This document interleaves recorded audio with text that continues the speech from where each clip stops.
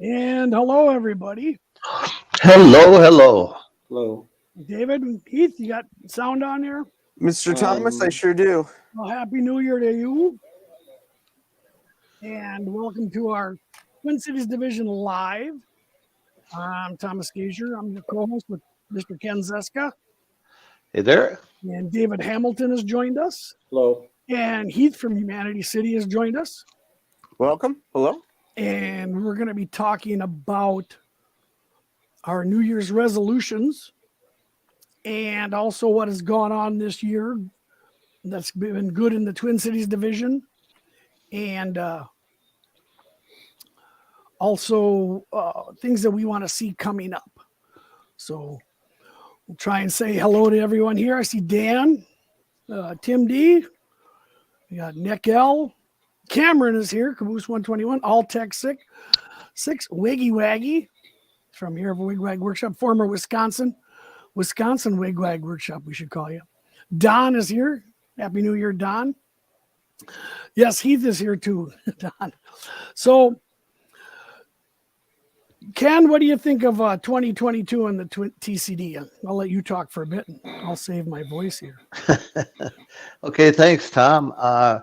I'm actually 2022 is over. I just got used to writing 2022 on the correspondence. Now I got to start over. That gets a little hard. And of course, as years go on, for those of us that are of advanced age, every year that goes by is kind of terrifying. But I think it's been a great year. You know, when you look back on it, there's been a lot of challenges, and that's okay. But in the division and in the NMRA, I think we've really started doing some exciting things, and that's what's fun. I'm happy with all the new friends I've made through the division and all the new exciting things that have gone on. Of course, I'm happy with myself on my railroad. I probably for the last 10 years I've made the New Year's resolution that I'm going to be operating by the end of the year. Of course, this year I actually made that, which is pretty cool. Nice. And yeah, but what's more important is that we're going to turn the page on the calendar, sure, but there's so much energy and so many new things going on in the group that I'm happy we can get together and talk about it with the group here, and happy for the folks that are part of the Twin City Division to be able to take advantage of it. But I need to make that one advertisement that I always try to make is the NMRA puts a division boundary out there for administrative purposes. But as far as the Twin City Division is concerned, if you're within the sound of our voice, you're within our division, and we're happy to help you out in any way we can. Whether that we helped with some achievement evaluations, we'll help you with tips and ideas that we have, and of course, we'll make this a destination for you so that you can say, "Gosh, where would I want to go for an exciting weekend?" And you'd probably say, "Oh, I'm going to go to the Twin Cities." And Okay. just not be frozen. So Yeah. don't come in just here. yeah after April 1st and before October 20th. So Those that would be good times. yeah. So David Hamilton is here. You are the Achievement Program Director for the Twin Cities Division, and you work with John Hotvet, who's also in the Twin Cities Division on the Region Achievement Program. And you earned your Master Model Railroader this year. How was that? And then what are you going to do? How's your future going to go with that now? Well, first I did earn it back in, March or April? I can't remember. Number 703. And I was hoping for like 700, but 703 is pretty good. I even managed to build 4 freight cars, scratch build them. I never thought I'd ever be able to pull that stunt off. So that worked out pretty good. Sorry about that. And with any kind of luck, I'll be able to help some other people in the division at least earn some AP certificates. I know we've been working on Ken's Railroad and I evaluated and witnessed his civil engineer paperwork a few weeks ago and gave that to John. And today I picked up the all the information, diagrams, and checklists for the electrical AP certificate. So I think when we show the division that we're starting to move forward on that, a few other people will be encouraged to at least try a couple of them. Whether it's scenery or AP or whatever. So, and I'll be there to help John Hotvet, get out and look at these things, etc. So that's what I'd like to accomplish as an MMR. Just keep getting other people in the division to do something. Yeah. So I think that's a good goal. That's a good goal. And speaking of doing something, Heath joins us from New York City, just starting out your NMRA journey, but doing quite well. What do you like? What happened to you this year? Positive, and then what are you looking forward to in 2023? Yeah, I mean, I'm grateful the Twin Cities division, as Ken said, I heard you guys, and Thomas and I met, and you allowed me to join your gang and learn from you guys, and it's been great as you guys have really taken to the technology that's available to reach out and spread your wings and drag some people kicking and screaming like myself towards things like the AP program. But the thing I'm definitely the most excited about is Ken talked about wanting to operate and that's his goal every year, and this year it's been a big turning point for me, switching from that continuous loop model railroader to more of an operations based model railroader, and that's a lot through the community from YouTube and meeting people through the NMRA as well, that I was able to get there this year. That's great. And we want to thank you. Heath has been a cornerstone in helping Ken and I with things like this audio visual as we grow to present live streams and layout visits and operation sessions. And so as Heath is just learning about operations, this is what the NMRA does. I even noticed the president is here. Hello, Gordy. Happy New Year. Is that through the use of our social media, we can talk to people all over the country. And if you're in the NMRA, they're creating this NMRA interchange where you talk to anybody in the world and get assistance with anything that you need assistance with, or you may be of assistance like Heath is for us. You have resources, like David for the AP program, Ken with operations, or running a division. Everybody say, thoughts and prayers for Ken as he has to run the division. So I'm going to bring up some slides here, Ken, and also you other guys can make comments about them, about our Twin Cities division recap. Okay.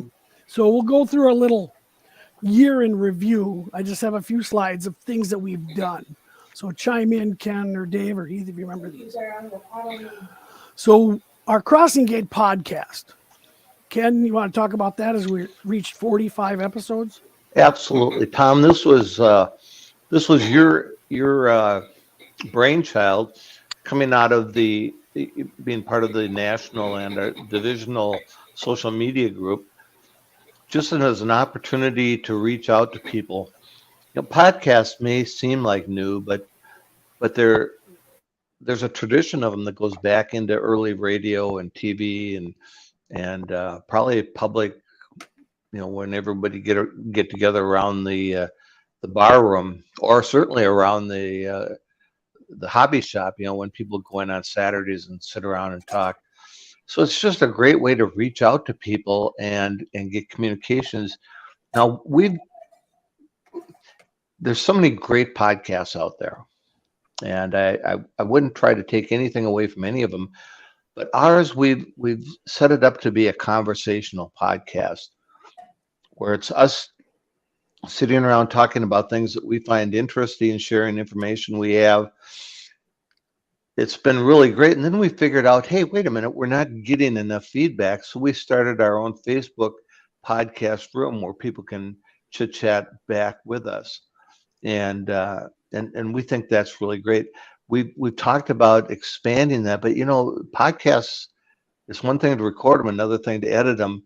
So Tom's come up with a great system of doing it where he has 4 or 5 people. We keep a focus, we do something fresh and quick, and then we get it out there for people to talk about. So Tom, do you have right at your fingertips, do you have some of the statistics on how well the podcast is done? We're getting probably 50 to 60,000 downloads from every continent but Antarctica. A high rate of listeners in New England, or Old England, I should say, United Kingdom and Australia, and around Europe, and of course Canada and the U.S. But it's been phenomenal. I want to thank everyone for the feedback, and they're giving us ideas on topics and what to do. And we are more of a topic-driven podcast. Other people out there do wonderful one-on-one interviews.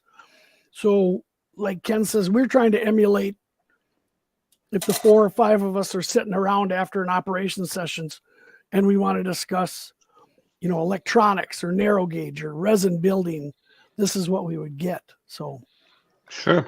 And David, you've been on the podcast since the start. What do you think? I think they're a lot of fun, actually. I wish they weren't always on Tuesday nights because we have a Tuesday night operations group, but we make it work, right? Yeah, well, that'll change now with my schedule. So well, sure. That's true too. So, but they're always fun topics, and I've learned a couple things, and I like the new format, where you have a little smaller group, so it's easier to manage everybody. Yeah, it's a little more intense. Heath, you even joined our podcast, and you kind of wanted to do more. Can we get you on there for an operations recap? Absolutely, yeah. And I do just have to mention, Thomas, the work Thomas puts in editing them, pulling them together, working with his wonderful wife on all of the advertisements, really is just made a really fun and easy to listen to podcast. So we definitely need to give him props for that. Absolutely. Absolutely. Yeah. Hey, Tom, though, I do have a concern, and you just brought it up, and now I'm really concerned about what are we going to do about that gap we have in Antarctica? How are we going to reach out to the Antarctica model railroaders? Well, we'll work on that. I might have a suggestion at the end of the show because I've been looking at a railroad map of Antarctica, so I'll post that. That's what I was going to talk to you about. Yeah. I got a map. It lists all the railroads and all the stations, so we'll discuss that. So good. This has been a lot of fun. And then here's David Spotlight, number 703. Now, David, you had 5 of the 7 all done, and then a couple of us started poking and prodding you, but in a good way, right? Yeah, I would say so. I got the first one in 1997. So persistence, right? Taking your time. Yeah. Well, I wanted to make sure I did it right. There you go. So. But I think, like you said, the scratch building of cars, that that some people, it's very daunting. Yep. But I'm glad I could help because I thought it was daunting. And this is what the program is about, is like, well, how did you do it, Tom? Now someone's going to say, how did Dave do it? And we're both going to give credit. I think it's the Lone Star region. Correct. Has a beautiful webpage, and they list all their clinics in like a PDF form. And they had a marvelous clinic on there, step-by-step, how to scratch build a flat car. Mm-hmm. And once you think about it, if you can scratch build a flat car, then you can add sides in a gondola or a box car, So it was really nice, and we're hoping to add Ken's name on this when we do the show next year. And the nice thing about that PDF was that it just showed you that you can actually take lots of pieces of styrene and make something out of it. You know, because that sounds kind of funny to say that, but it was really a trip watching all the pieces come together, building the frame for the thing and just every part of it and even learning how everything fits together with the stringers or ribs, or once you start doing the brake piping and whatnot. So that it was actually fun building the things, and I can't believe I'm saying that, but it really, once the first 2 or 3 pieces of material were cut and glued, and then everything just went uphill from there. So it was a pretty good deal doing that. Was a great set of PDFs. So Yeah. I really appreciate you finding that and turning me on to it. And I think we should keep pushing it. Maybe we'll get a few more people to try doing it. Yeah, I think so. And I think that's what we're here for now is, as MMRs, is to help the next person. It's part of the deal. Yeah. And I've been trying to do that with as many people as I can. So well done, David. Well done. Thanks. And we have to say thank you to Eric Boone. Ken, he was our treasurer, or Well, I hate to say for how long. I mean, I think he, as the old saying was, he was our treasurer before electricity. that's right. So He had an abacus. He was over there doing that. yeah. So he was really phenomenal, and he was really such a big part of the division for such a long time. Not only was he the treasurer, but he did a lot of great clinics. He led the way with teaching us about laser etching, laser engraving, and 3D printing. So it was a shame to lose him to Florida, but I understand, going down there for a job. But he's a great guy, and of course we've had people step up to do some of what he did, but he's one of those guys that's going to be hard to replace. But Yeah. we'll find other people. He was very sharp, wonderful in 3D printing, wonderful family, helped out everything. He just moved south, so we see him all the time. Yep. And so then we had our modelers retreat. Ken, this was your baby. I'll let you talk about that. Sure. About 5 or 6 years ago, there was a conversation that we needed to do more things, and I really wanted to do something related to modeling. And I'd heard about prototype modelers meets, and so we decided we would have a modelers retreat up here, and we did it in March, and we patterned it loosely after Cocoa Beach. And for the first one, I said, we aren't going to have palm trees in warm weather, but we will have hot cocoa, and so you can come and join us. And it's grown every year, so that we fill up this large room in a church. We have 2 conference rooms that we have programs in, and now we've even spread out into a hallway where we have a Fremo group that comes in. And I'm always amazed at it every year because I try to keep people busy. You have guys that get angry but get frustrated because we have 2 great programs going at a time and they can only go to one. They have so many people that they want to talk to, and they want to sit and look at projects that are being built. So they don't always have time to go to all the programs they'd like. It's just always a lot of fun. And we stress to people, don't just bring finished models, bring projects so that we can see what you're doing. And so you'll see some photos later on here where we have guys that are showing us how they're scratch building things and things that are half done, show us how they're installing DCC. A couple of years we've had people bring in DCC programming tracks. Last year we had Joe Binish building a resin car kit on premise. It's just phenomenal. And for me, the great part about it is it's all the people in the division that are making this thing a success. We actually get great presenters from across the region that want to come up here because they know that we've got a great crowd of people that want to hear what they're doing, and so it's really great. And so I think this will be year number 6.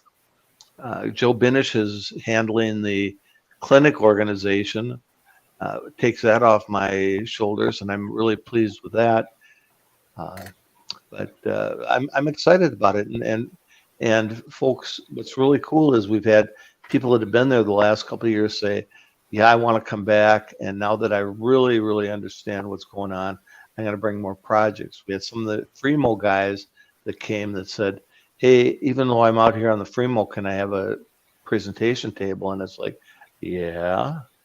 So, if you're anywhere in the region, it's worth coming up to spend Friday night and Saturday with us.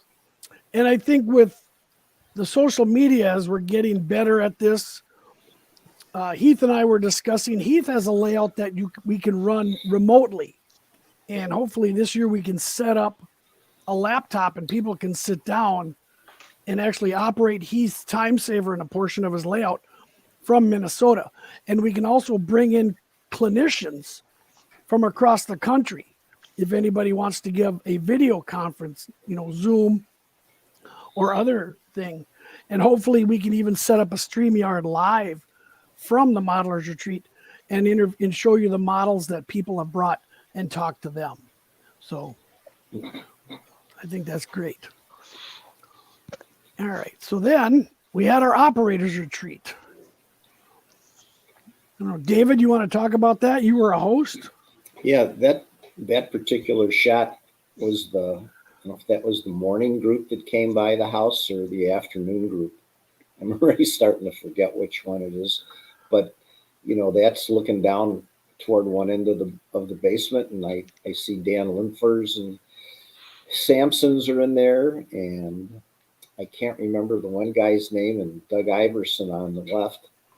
But it worked out pretty good, But two of those guys had been there before, and the rest of them were newbies on my railroad. And then we did another one in the afternoon, and it was, the railroad survived, so there were, no issues that way. And I think the morning group and the afternoon group had a pretty good time, and it was good because it got more people involved in it. So, Yep. I think our premise was, and this was like for people like Heath and other people, we asked if you were interested, help me out if I'm wrong on this, Ken, if you're interested in operations but never have done it, or if you have operated but wanted to break into, I don't know, break into is the right word, get introduced to other layouts that host operations.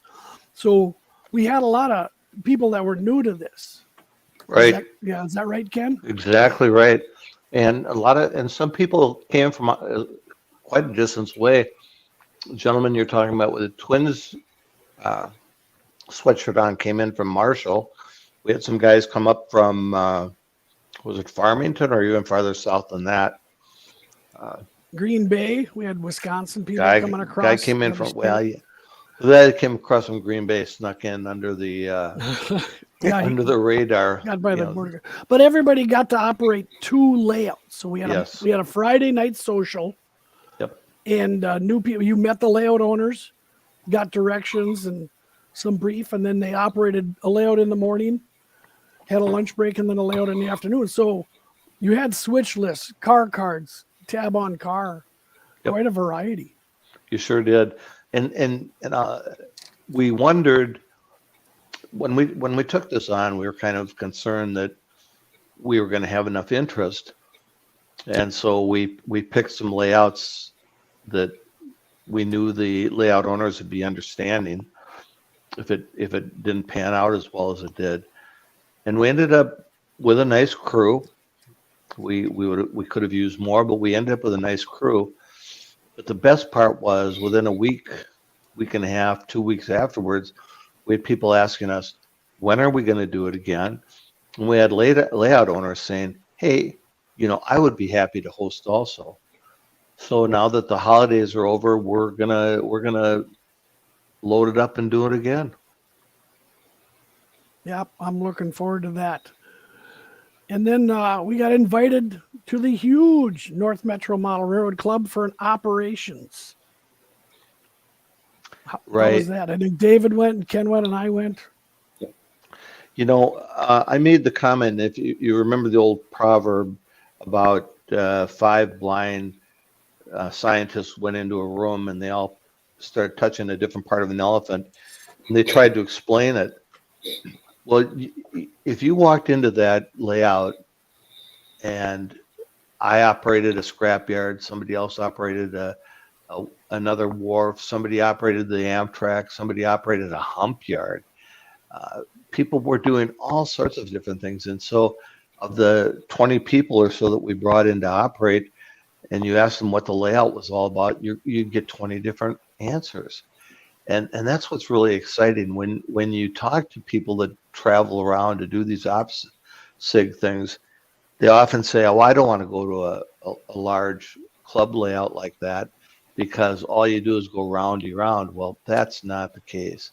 Yeah, you can go around and do double tracked, fully CTC signaled running. That's great, but there's just such a variety of things to do.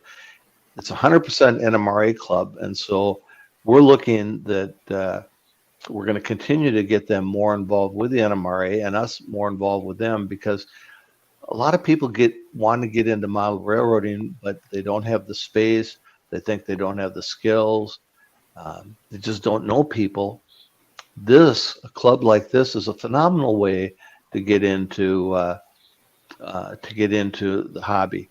Heath, you bring up a good point about the amazing dispatcher.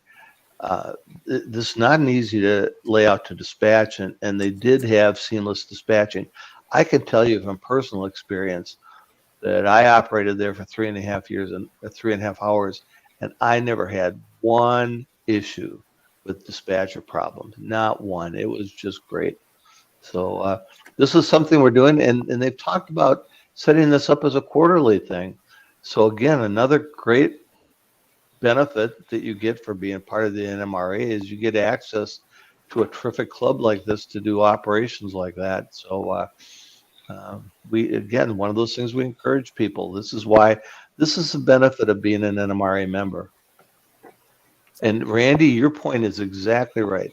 It's like 20 plus fully operational layouts connected together. Randy and I were operating within 15 feet of each other, and I think over the course of 3 hours, we probably had time to our trains bump into each other once or twice.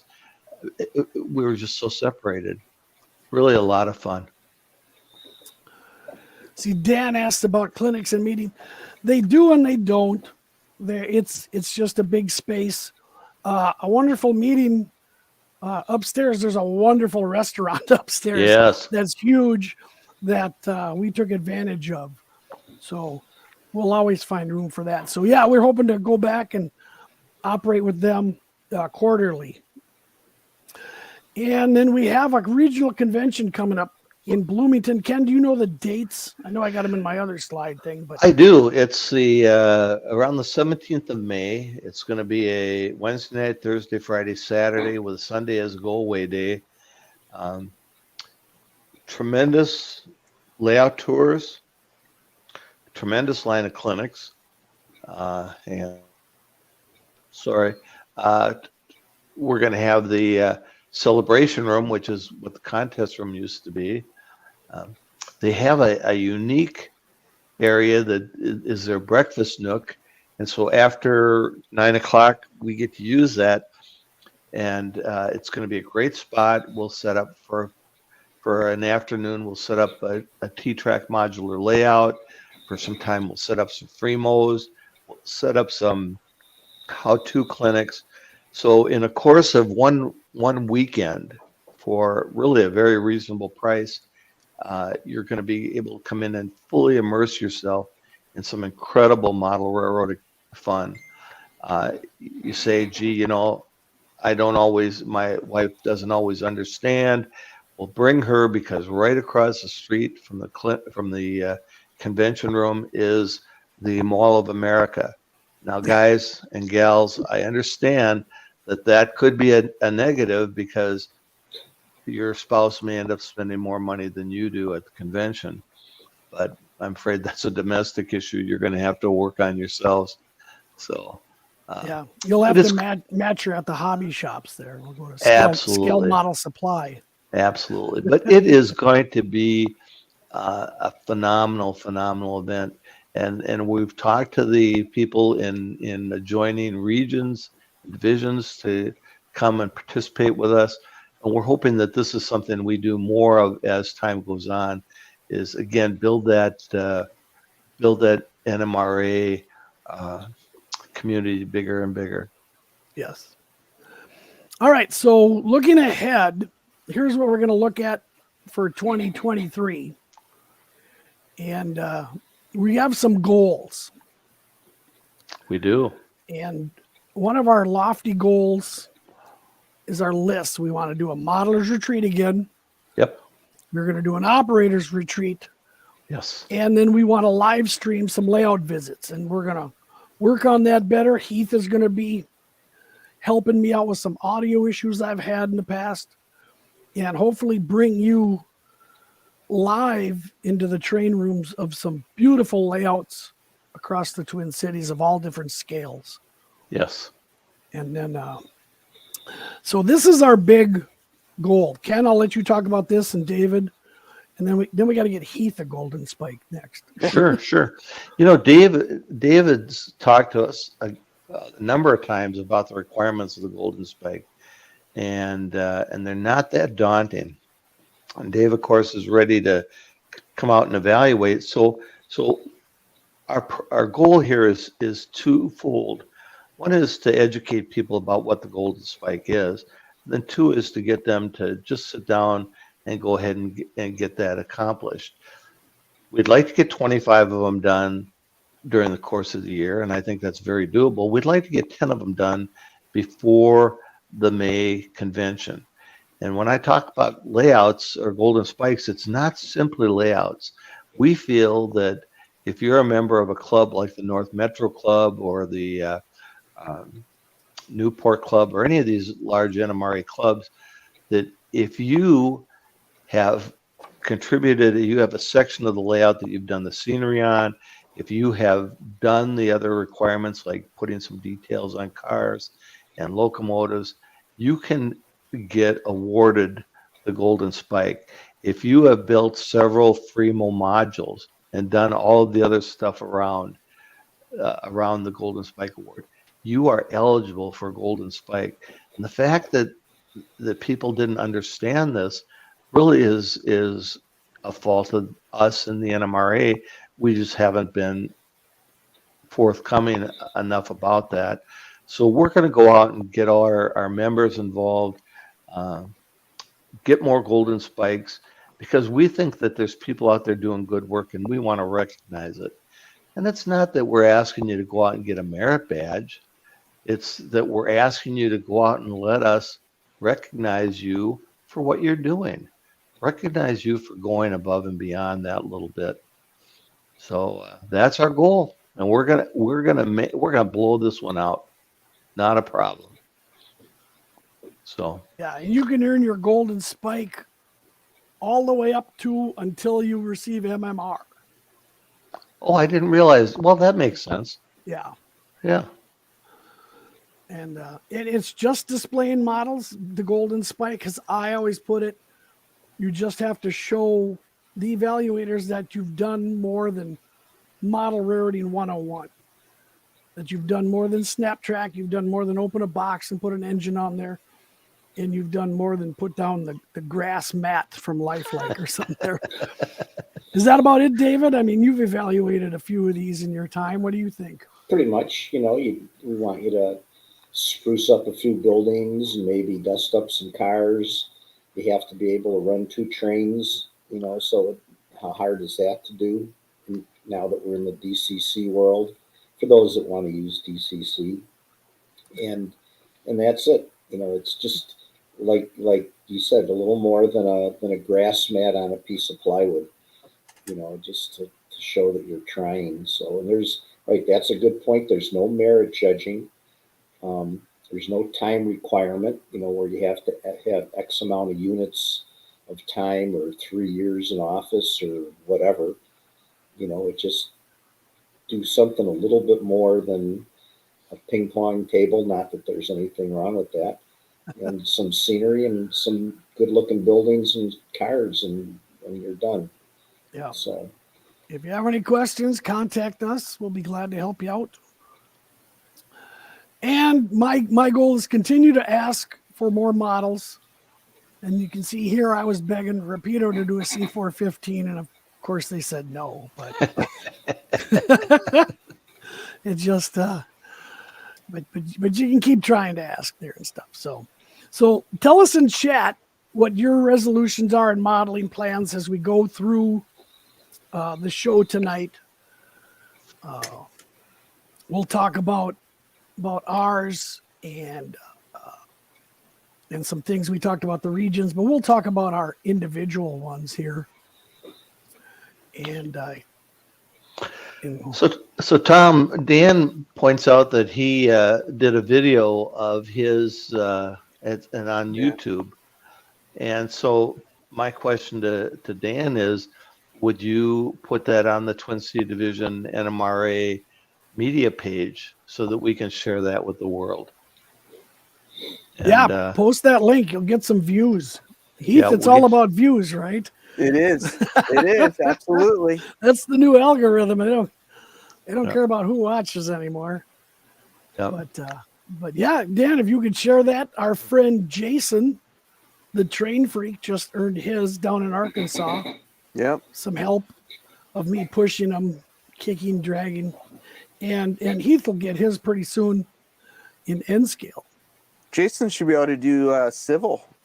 He'd start getting his AP certificates. Yes, he's been building turnouts.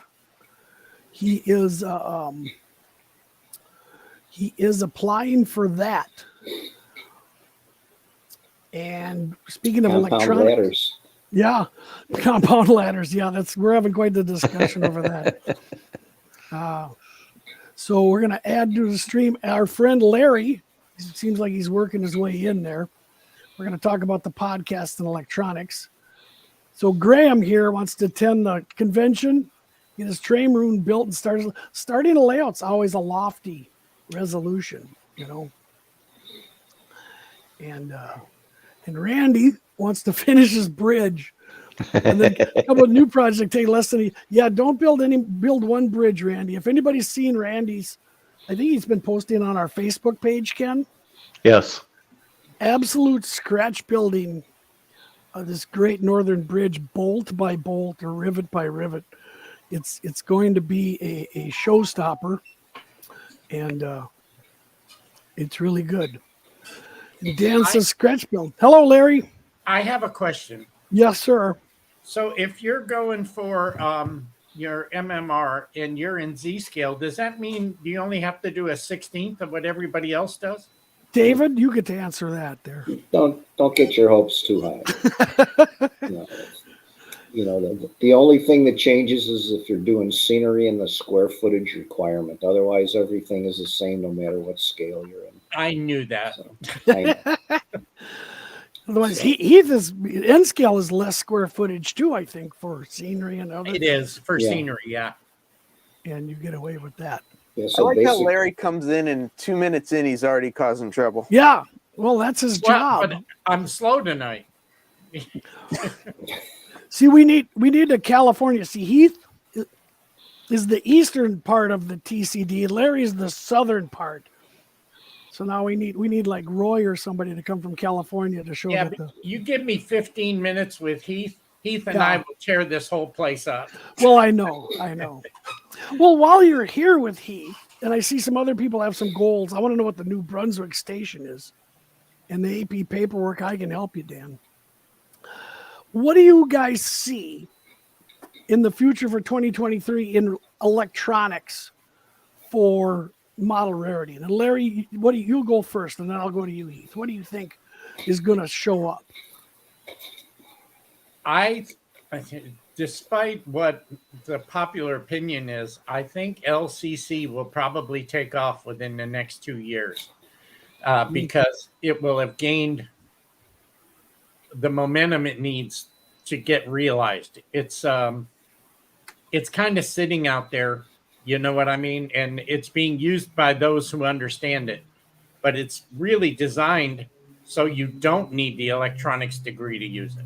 So I think that's one of the things I see in the next 2 years. It could happen this year. I think more and more guys are writing code for the Arduinos and the Raspberry Pi too. So I think that's a big thing. You know, they're already huge for those that understand it, but it's becoming more and more plug and play. You know, so other Okay. than that, simplifying things, there's more people are going to understand how to use the technology that's there. Yeah, I think that's my issue is understanding the language. So I That's- think you're correct. You know, in my videos, I try not to show off what I can do, but I try to teach them as teaching videos, Right. so that you know anybody can do it if you follow my video. I think I'm clear enough on almost all of it that if you just listen, you know, Right. you can do it. So You I can think do it. that could be a big thing. There are more and more clinics going up in the online environment too, you know. So Yeah. Oh, I agree. So I'll ask you then, Heath, the same question. What do you see in 2023 for electronics wise that'll improve? For the whole industry, I think it will be interesting. Larry mentioned LCC. I think we're going to need to see some more commercial manufacturers make some more products before it really takes off. But that said, there are a lot of people using technology to, do their own sort of homebrew stuff, like even just 3D printing or Arduinos with DCCEX. So there's a lot of opportunities, I think, on both sides to see the technology change over the next year. For me personally, though, I think my focus is on sharing the hobby with others through technology and how I can leverage, venues like this and, like you say, to do like layout tours to expose more people to the different aspects of model railroading that people might not be used to.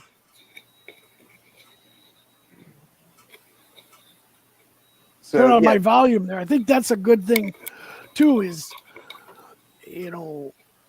how to get social media and do it well, to get better audio, better video. and it's not, for me, it's not necessarily about doing it well. It's about making it accessible.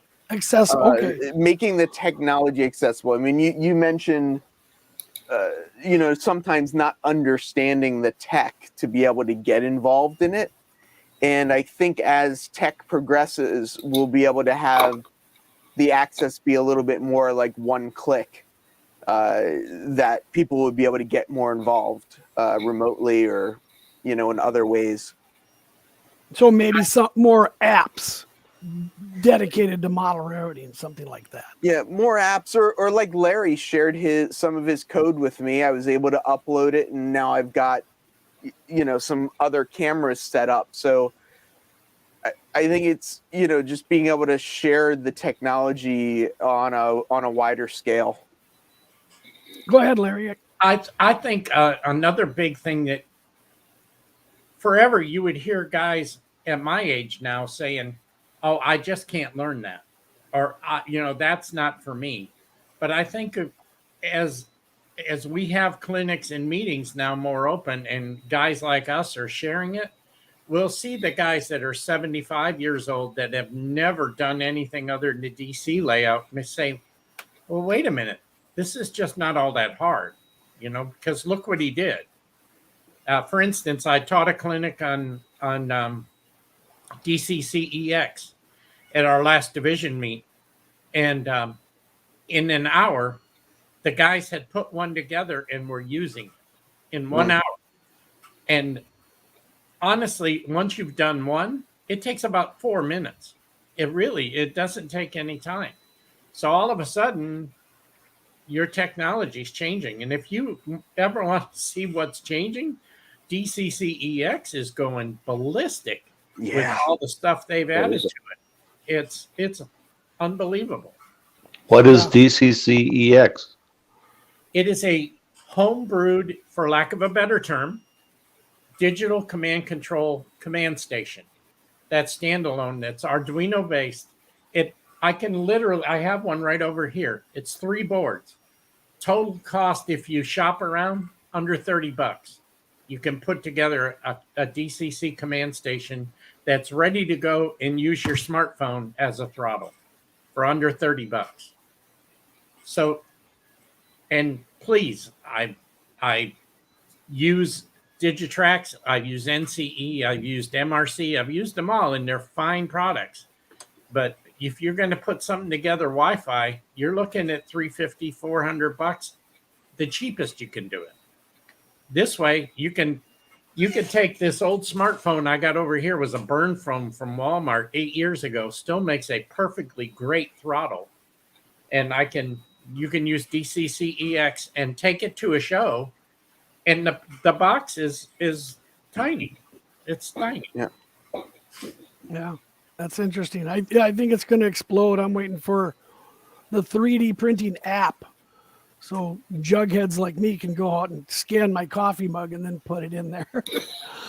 The problem is the cost of the scanners. I mean, Yeah, even now right. a cheap scanner is $600. Right. You know? But that's what I'm saying. When it becomes an app on Yeah. your iPhone 20. Well, and there You is know. software that will do that. You can literally take 50 pictures of something and run it into the app, and it will spit out an STL file. It may not be to the level of I want to copy this locomotive frame or something like that, but it would probably get you in the ballpark, and with some modeling skills, you could still do it. So that's already out there, and it's free, oddly enough. Yeah. So I think that's the big thing. So then, David, I'll go to you. We've kind of spent a week operating here, and we've kind of come to the consensus that operation sessions can go for about 2 hours, and we're good. Do you think the days of the 4 to 6 hour all day sessions are coming to an end, or is it just an age thing for us? I don't know. Well, that's a good question. I mean, I know that after 2 hours, I've just had enough. So, but then now we did 3 sessions this week between my house and Ken's house today and Joe's house yesterday. But these up till you drop weekends are great fun, and I've certainly done many of them. But I think, and unfortunately, some of us are getting older, and it just gets to be fatiguing, to stand for so long, and especially when you're on a hard concrete floor in many cases and whatnot. So, I think the jury's out. I think these app weekends are always going to be popular. But I think that daytime 2 hour sessions are certainly, there's nothing to laugh at. I think that could get to be pretty popular too.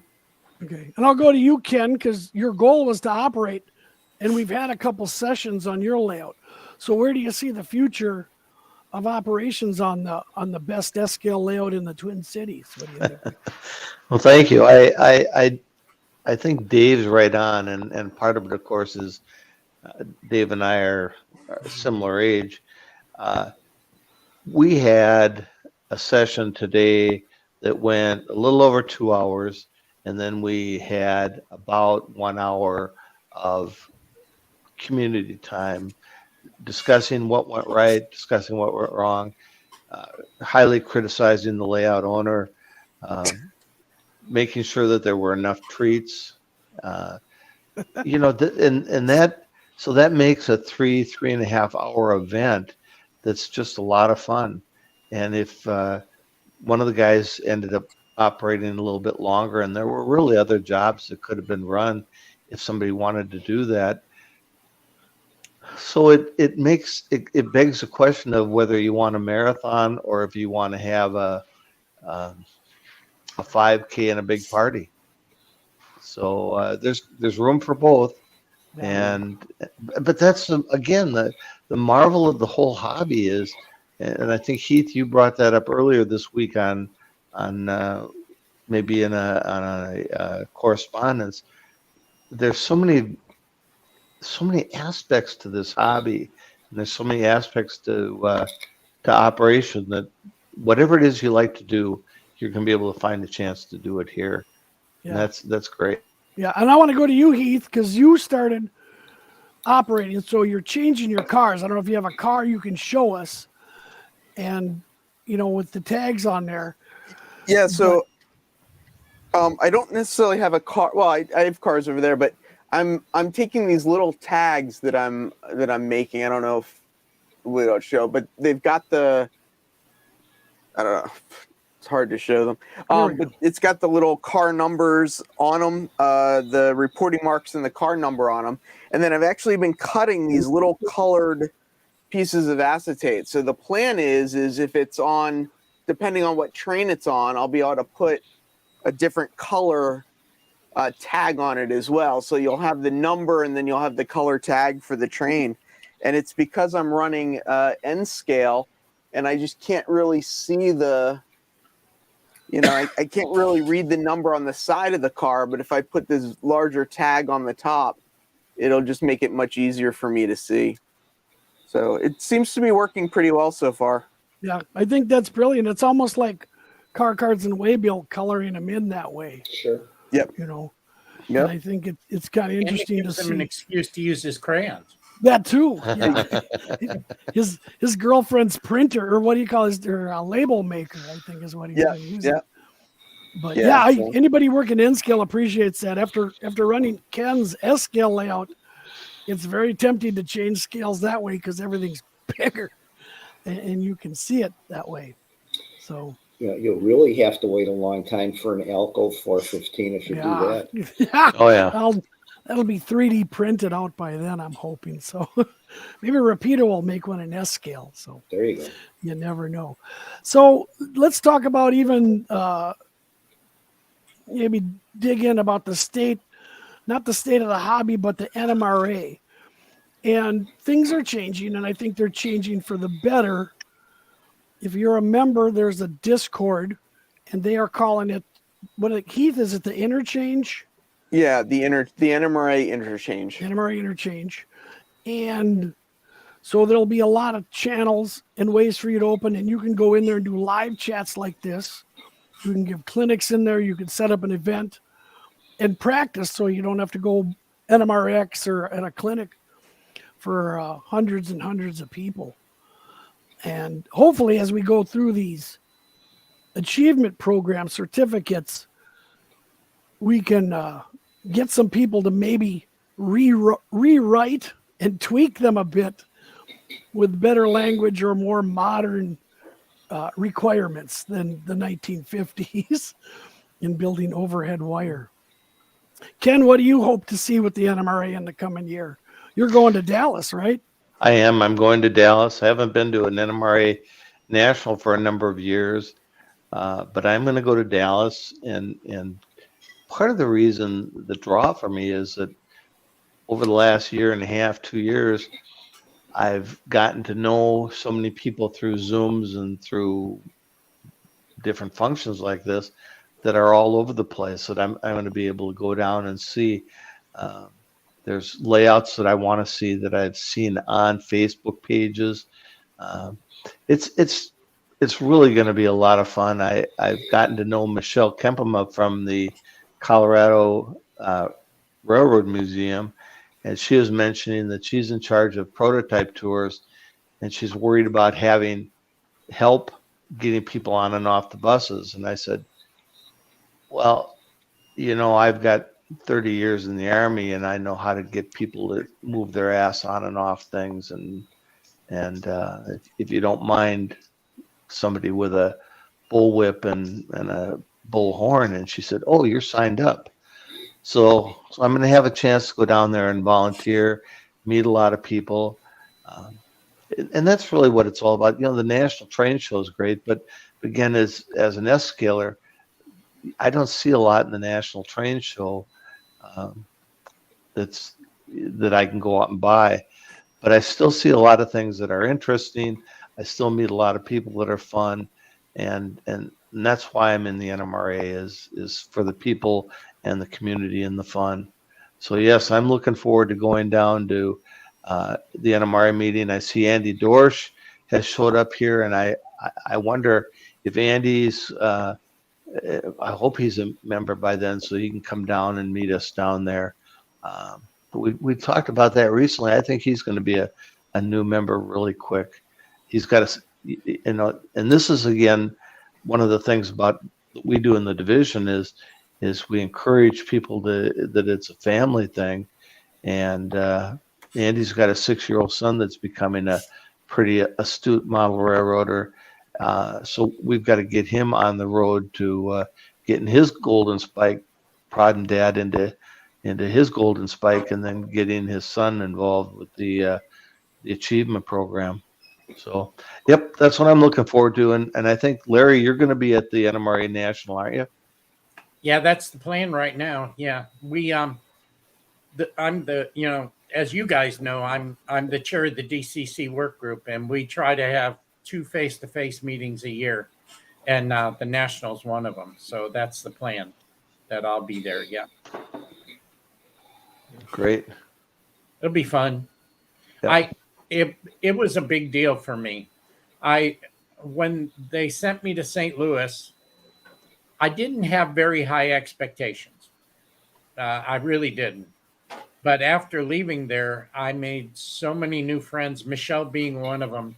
Members of my team, I mean, we literally spent 10 hours a day together, just laughing and talking tech stuff, and forged some really strong relationships. And I'm standing there in the hallway, and Andy Zimmerman comes up to me and says, "Hey, Larry, you got a clinic in your pocket?"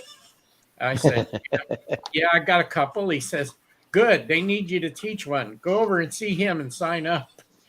So, I mean, it was a chance to give back. You know what I mean? And even just giving that clinic, I made friends with that. It was great. So, Larry, what do you see coming since you're, on some of these committees and stuff? What are you hoping to see within the year of the NMRA? What can they do to help out people, or what could be better done or cut or streamlined? Anything? Honestly, I'm pretty content with how a lot of things are going. I have so few. I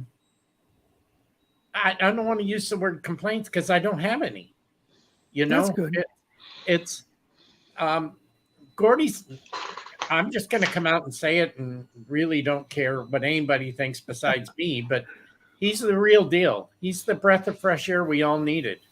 He says something's going to happen, and 2 things I learned about Gordy: if he says something's going to happen, it's 2/3 of the way there.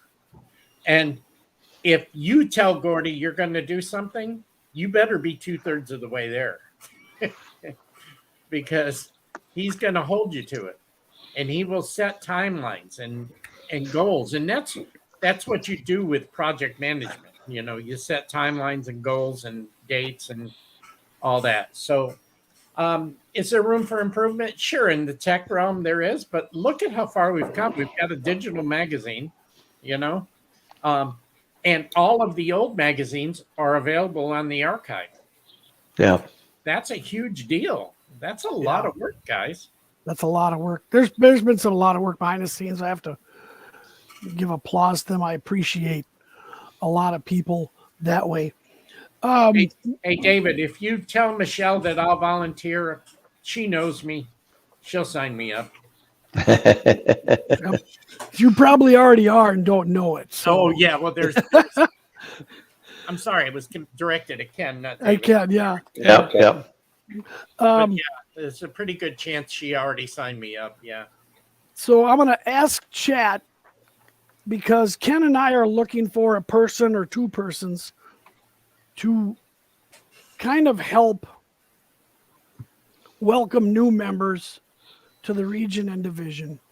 Yes. And also the program Ken has come up with, call it the Re-Railer. And we're going to look at members who from 6 months down to 1 month, their membership might expire in the NMRA, and ask them, are you staying? And if not, why? And is there anything we can do? Does anybody out in chat, or Heath or Larry, does anyone do a job like that in your region or division? I know, Larry, you're in the military. We called it the career jammer, planner that would come after you, Ken. Well, And we Ken and maybe Dave. had You know. another term that was a little, Yeah. not for mixed company. Right, right. No, I was being polite. So, Yeah. but does that sound? I mean, would you I think guys? it's a perfectly great idea, because what it does is it traps that guy that's out there on his island by himself, thinking he's on an island. You know what I mean? And he may just say, "Hey, just have somebody call me." You know? Yeah. Sometimes I feel like I live in Manhattan and I'm on an island. Wait a minute. You are, Wait a minute. Oh, and nobody likes that island. no, No, no, come on. not It's at the all. island of Heath. 8 million people love that island. They all get along. Oh yeah. Ken, it looks like you have a tribute here. Dan's already throwing his hand up. I guess he doesn't know us very well. Well, the interesting part about that is I think Dan probably just read my email from a little earlier this morning, and I or today, and I kind of was looking for him to step up, and I'm excited about that because he'd be a great guy to do that. And but I will tell Dan, and I'll tell every one of us, that when you volunteer for something like that, look to have people that you want to have volunteer with you, because like any other project you do, when you have more people working with you, it helps you keep that energy up. But it also helps because sooner or later you're going to get frustrated. You're going to bump your head on something, and having some people you can chit chat with is very, very helpful. So it looks like we have our director of personnel signed up, and I appreciate that, Dan. Thank you very much. Yeah. Talk to Randy's our assistant superintendent, and he always tells me that he got to be assistant superintendent because he wasn't fast enough backing away from the glances. Yeah. And I think that's a big thing with our division, as I've heard from other divisions. If you come to the TCD, to Ken, to Randy, to I, and you want to do something, we're going to turn you loose. Yeah. You say, hey, I'd like to run this at a slideshow or clinic. Yes, do that. I don't think we'll ever turn down a volunteer. And if you're looking to volunteer somewhere but don't know what, we will help you. We will say, hey, could you help with clinics at the modelers retreat? Set up microphones, slide projectors, clear out the rooms, do the table. Could you help at the operators retreat? Get names or something. Simple little things. And you earn volunteer points. So, right. Which takes a long time to earn. The anyway, other so thing pile I did them on. Go ahead. What I did in the last clinic I gave in my division is I told him, I said, the cost of the clinic is you get to listen to a 2-minute commercial on why I believe in the NMRA. Yeah. And I just shared some of the basic stuff. And, out of 5 visitors, two of them joined that day. Not with, just because they found out, wow, this is actually a pretty big deal, Yeah. So, the other thing is share it, Yeah. I don't believe there are secrets. Keith and I have talked about this zero-sum game that people say, I do this, but I'm not going to give it away. I like giving it away. My joke, if you steal my ideas, you've stolen twice, because I got them from Larry else, or right? Heath or Dave. And like, if you want to give a clinic, but you're nervous about getting up in front of people, we'll pre-record it. Heath did this for the Pacific region. You help people edit videos, pre-recorded videos. Yeah. So when the Pacific Coast region decided to do their convention, they decided to make it kind of a hybrid. Well, I guess it wasn't hybrid at that time. It was completely online. And one of the things that they noticed was that when people were trying to do their clinics live, that there were some technical issues. So to remove those technical issues, we got on Zoom a couple weeks before the convention and pre-recorded the clinics. the clinic would be played out the first, like 40 minutes of the clinic, and then the clinician would be there live for the Q&A. So you got both. You were able to get the information without any technical issues, and then you also got to ask the clinician questions afterwards. So And you also helped out Mike Jordan from our division, correct? correct. Mike was one of the people that recorded a presentation for that as well. So yeah, and it was good for me as well because I got to meet some people I wouldn't have gotten to meet. One of the things that is kind of interesting is that it's a big country, and without the digital connection, you might not get to see other people's railroads or get to talk to other people unless you're going to the national conventions. Yeah, it's an opportunity. I see many of you guys mentioned NMRAX, and they're coming up in January. I think I've got a slide for that.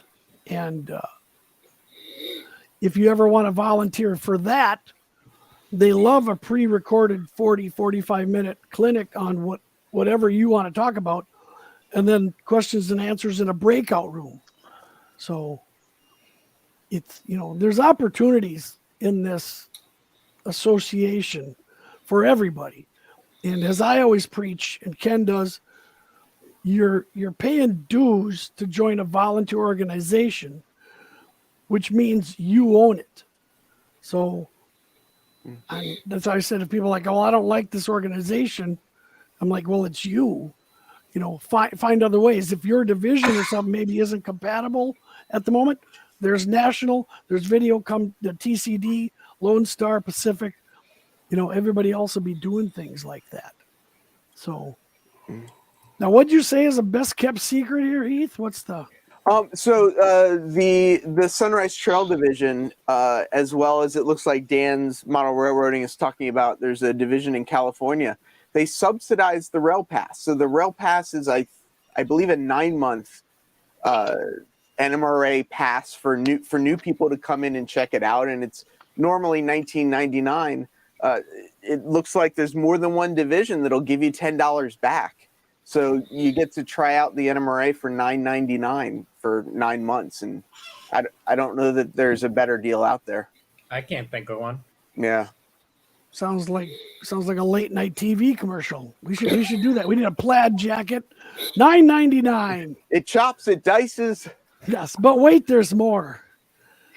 If you order now, you get Ken Zeska talking about S-scale for. There you go. I do just want to mention, though, to go back to what Tim D was saying, you did bring the comment up, but NMRAX, which was something Gordy and some other people started before Gordy was the president, it got me back involved, and I'm kind of curious how many people got back involved because of being reached out to digitally.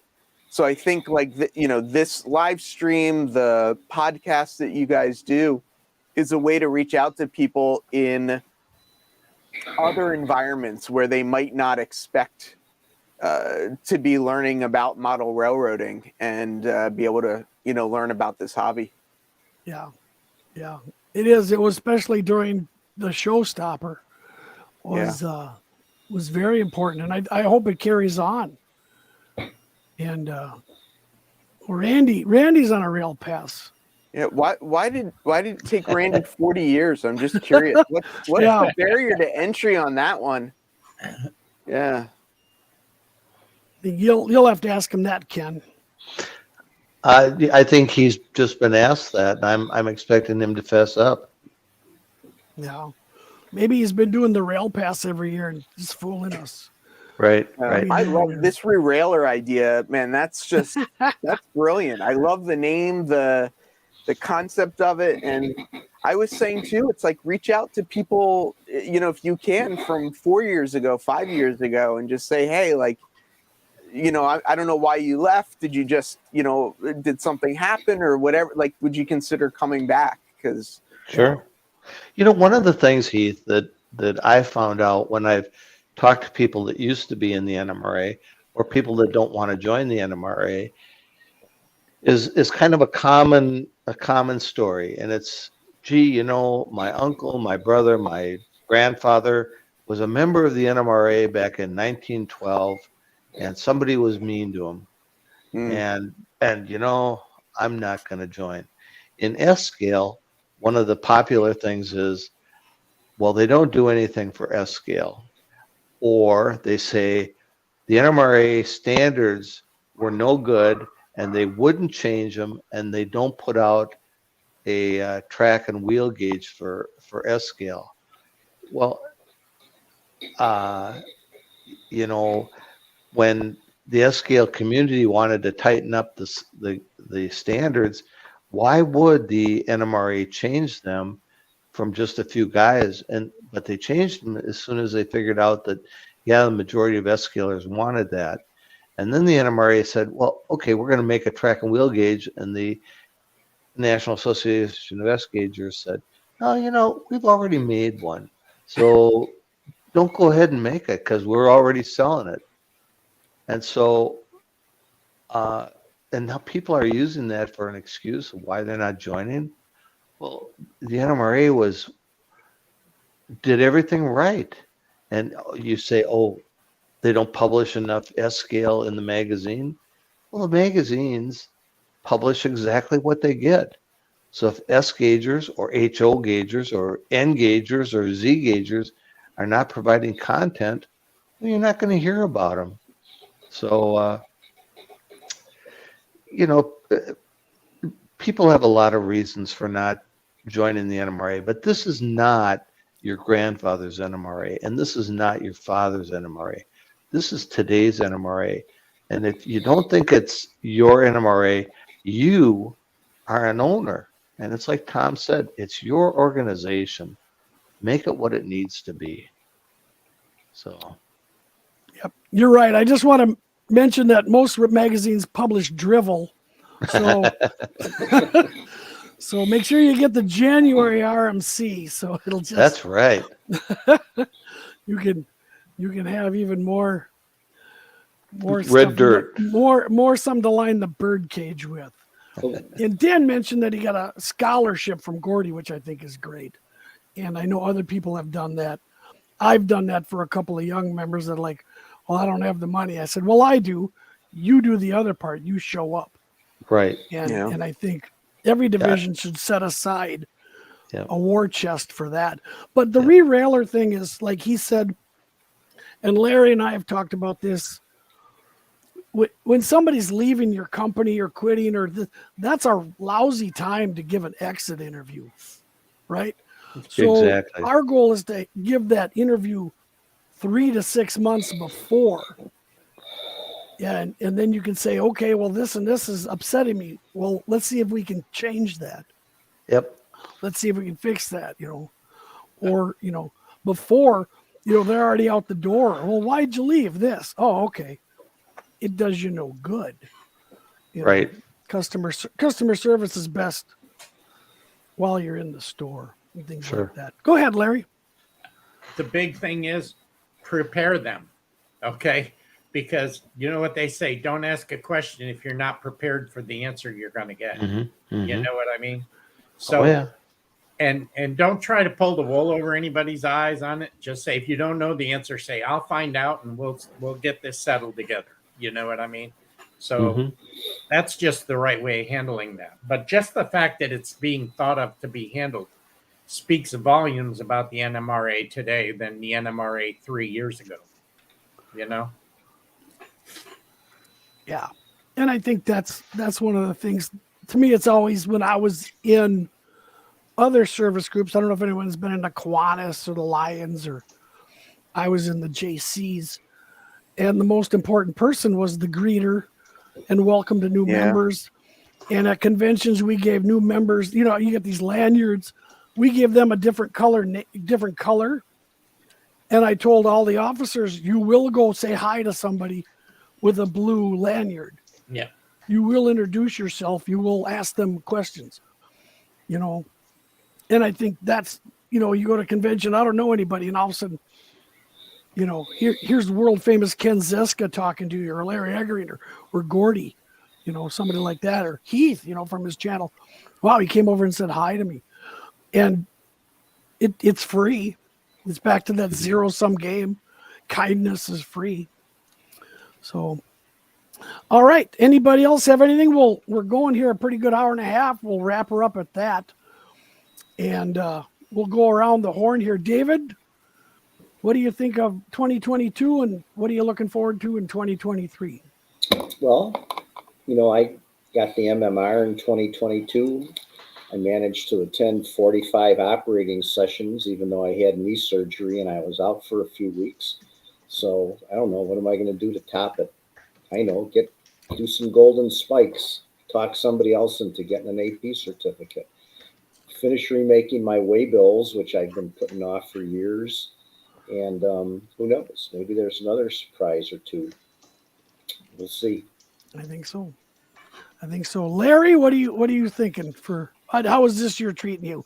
Well, so 2022 means I got rid of about half of those piles behind me. Yes. And that's the remnants. Now, I just went through a big reorg, so it's kind of messy right now, and I'm getting ready to add some more trackage, just a little bit more. So my goal is to finish that.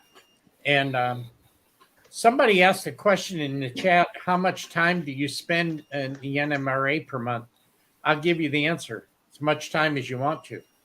I hate to be that cast about it, but in my case, as the chair of the work group, I conduct meetings and have discussions, and we do inventories and paperwork and all that. So yeah, my time's a little more, but the average person, it wouldn't have to be that much if you're just teaching a clinic or doing something like that.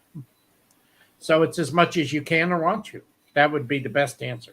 Yeah, as much as you enjoy. Find the things you enjoy, right? So 2023 ahead is I'm going to finish that track work. I promise. I've only been working on this like 25 years, and I'm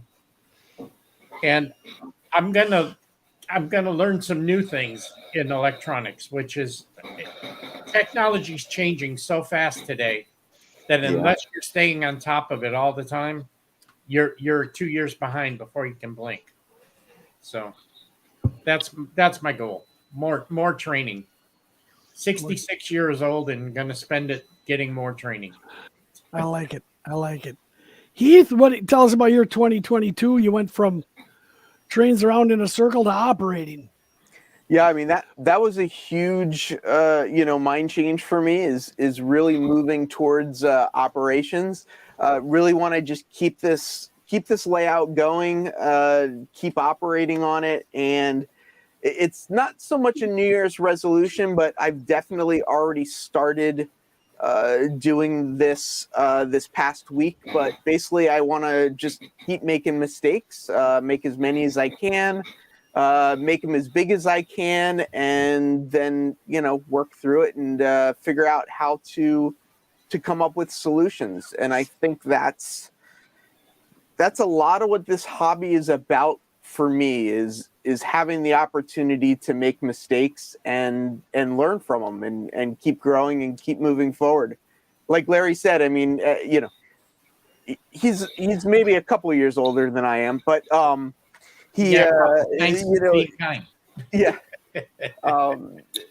you got to keep learning, and this hobby for me is just really helps keep the mind going and helps me learn.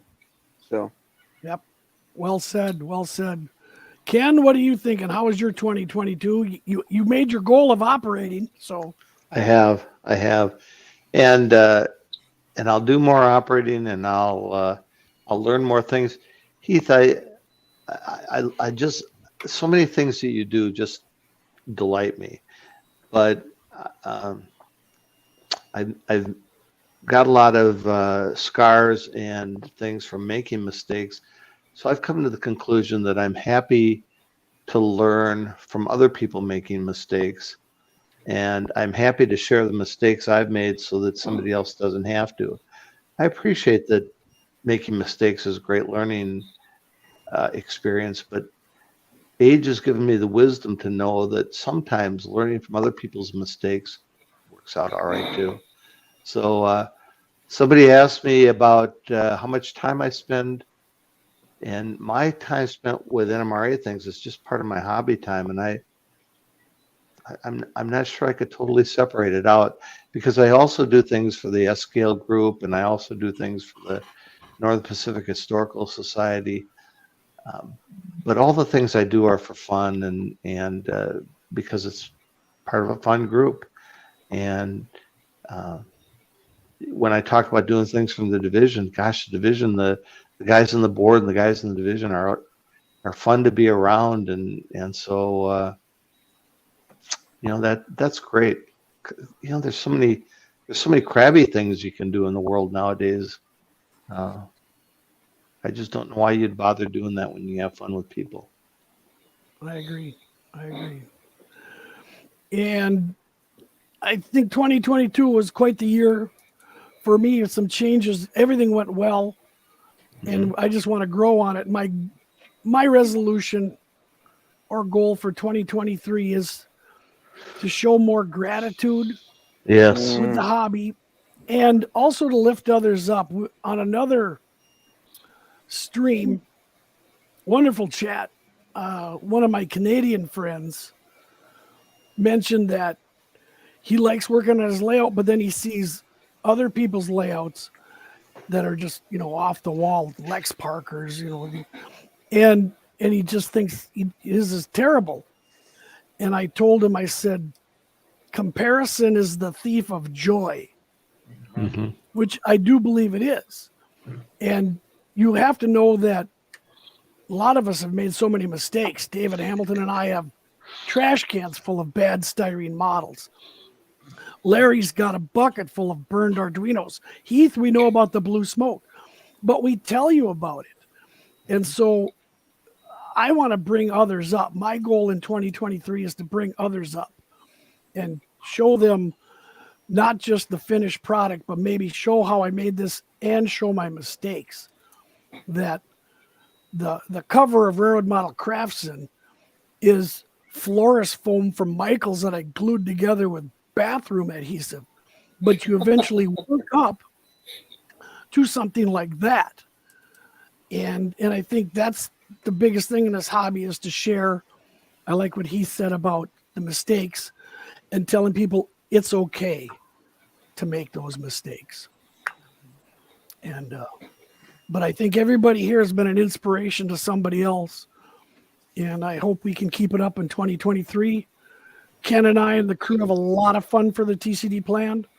These live streams have been fun. We'll go till spring. I don't want to do this in the summer because Minnesota summers, both weeks of it I want to myself. So For sure. I was thinking both days, but both days, yeah. You're being kind. It's a couple weeks. But like I said, we're doing everything like we talked about T-Track all the way up to, O-scale layouts. And if you want to volunteer, get a hold of Ken, get a hold of me, get a hold of David. And if you got a topic for our podcast, get a hold of any of us and come on and we'll discuss it.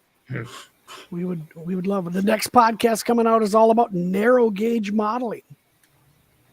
Some really good friends of ours about modeling an ON30 and HON3. So I want to say Happy New Year to everybody. Everybody else, Anybody else want to say Happy New Year? Happy New Year, guys. Happy New Year. Yep. Happy New Year. And I know Heath will be in Times Square. I've already got my sweatpants picked out that I'm going to watch TV in. So, Hey, Ken, I'll bring the cattle prods for motivating those people onto the buses, okay? I appreciate that because I'm an artillery guy, and Yeah. well, it is Right. Texas. So it is Texas. Yeah, Yeah, they would expect nothing less. It would. For guys in the NMRA, I here's my recommendation: you celebrate New Year's with Gordy, and then that way you can be in bed anytime you want, and you can say you celebrated New Year's. Yeah, you're done by 7 p.m. Eastern. Absolutely, absolutely. yeah. Well, Graham's here. Graham is the new year in 3 hours for you? I don't know. Yeah, that's right.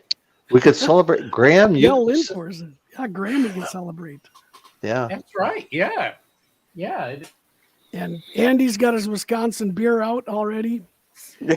And Roy, there's the Twin Cities Division West, San Diego. Wonderful modeler out there. And so I thank you all. And, Thanks, gang. Thanks for having me on. And I'll see what I got here. Yep, keep those cards and letters coming in. And thanks for watching, guys. Good night, everyone. Happy New Year. Good night. Good night. Hey.